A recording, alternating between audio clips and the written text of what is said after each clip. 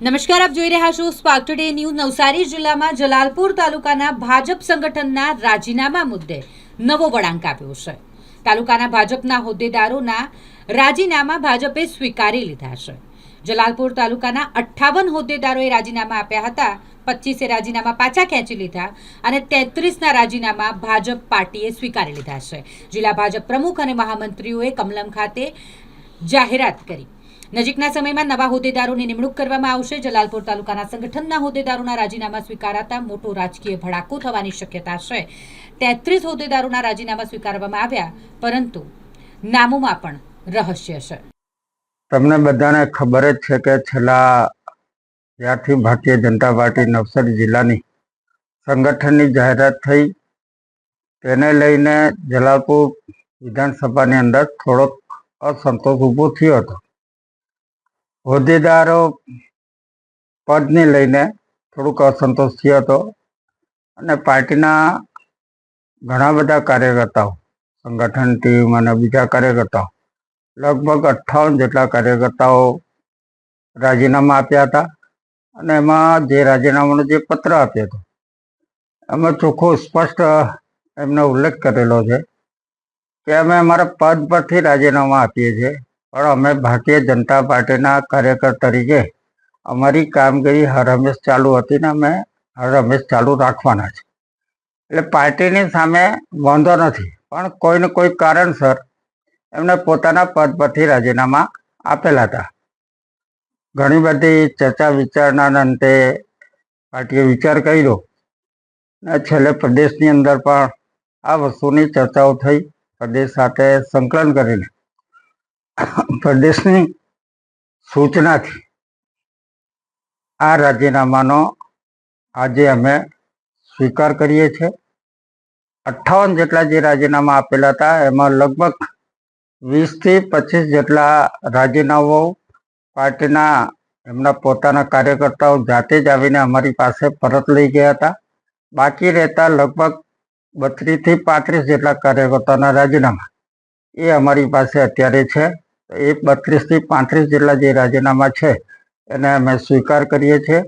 પ્રદેશ સાથે સંકલન કરીને આ અમે કામગીરી કરી છે। એ આપના માધ્યમથી એ અત્યાર સુધી પાર્ટીની અંદર ગેરસમજો ફેલાવતા હતા કોઈ કારણસર, એના માટે આપના માધ્યમથી લોકોને જાણ કરીએ છીએ કે આ રાજીનામાનો અમે આજે સ્વીકાર કરી લીધો છે અને નવી જે કંઈ ટીમો બનશે એ પ્રદેશની સીધી સૂચના અને સીધા સંકલન મારફતે જ નવા આગળની કામગીરી ચાલશે પાર્ટીની। તો આપને માધ્યમથી લોકોને જરૂરથી પ્રકાશિત કરજો।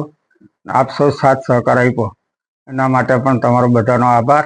અને પાર્ટીના જે તમામ જે રાજીનામા આપ્યા છે કાર્યકર્તાઓનો સ્વીકાર કર્યા છે એ કાર્યકર્તાઓ પણ ભારતીય જનતા પાર્ટીના જ કાર્યકર્તાઓ છે।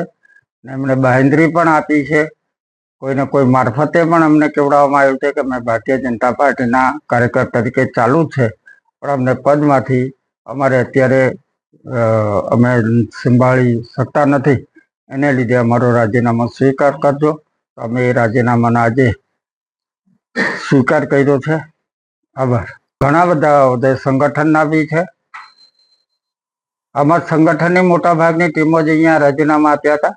એમાં મંડળની ટીમના હોદ્દેદારો છે, બીજા મોરચાના પદાધિકારીઓ છે અને કોઈક સંગઠનના શક્તિકેન્દ્રના સંયોજકને એવા બધા બી છે। એની અંદર 5 જેટલા કાર્યકર્તાઓ એવા હતા જે અહીંયા સાથે અમને આપતા નથી આવ્યા। અહીંયા જે હાજર હતા મેં તમારી મારફતે વિડીયો બી જોયા, ચેક પણ કર્યા અને એમને પૂછ્યો પણ, એમના પત્ર દ્વારા એમને રાજીનામા મળેલા હતા। એમને પણ એમનો પોતાના પત્ર સ્વૈચ્છિક રીતે ઘણા બધા કાર્યકર્તાઓ ખેંચી લીધા છે। યાદી મળશે?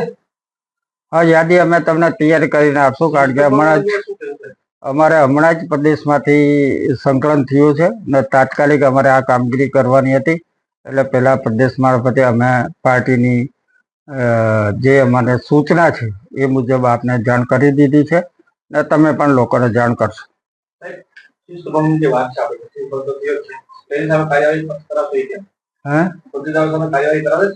ના, શિસ્તભંગ તો કઈ થઈ નથી ને, એમને પાર્ટીના પદ પરથી રાજીનામા આપ્યું। પાર્ટીના કાર્યકર્તા તરીકે કોઈ રાજીનામા આપ્યો નથી। ભારતીય જનતા પાર્ટીના કાર્યકર્તાઓ એ શિસ્તના વરેલા જ છે, એટલે એમને હોદ્દાથી પોતાની જવાબદારીમાંથી મુક્ત કરવા માટે કીધું છે, નહીં કે કોઈ પાર્ટી વિરુદ્ધ કોઈ કામગીરી કરી. એમને લખીને જ આપેલો છે. એ પ્રદેશ સાથે સંકલન કરીને પ્રદેશની સૂચના અનુસાર જ હવે પછીની નવી બોડી કે નવી જે કંઈ પણ કામગીરી હશે એ પ્રદેશની સીધી સૂચનાથી જ થશે.